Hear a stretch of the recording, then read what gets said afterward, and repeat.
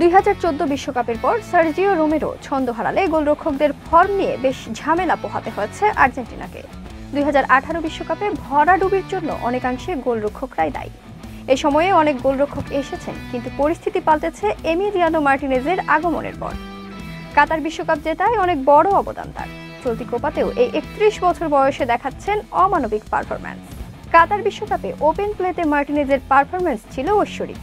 ফ্রান্সের বিপক্ষে ফাইনালে আর্জেন্টিনাকে সাক্ষাৎ হারের মুখ থেকে বাঁচান তিনি। টাইব্রেকারেও বেশ কয়েকটি শট ঠেকিয়ে দেন। ধীরে ধীরে গোলপোস্টের নিচে নিজেকে আরও নিখুঁত করেছেন এই আর্জেন্টাইন।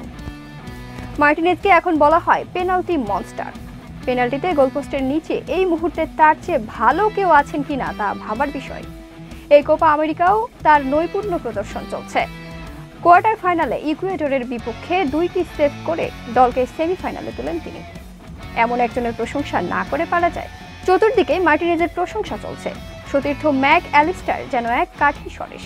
প্রশংসা বানে আকাশে উঠাতে গিয়ে এমিলিয়ানোকে পশু বলে সম্বোধন করেছেন তিনি। অ্যালিস্টার বলেন, দিবু একটা পশু, এখানে আর কিছু বলার নেই।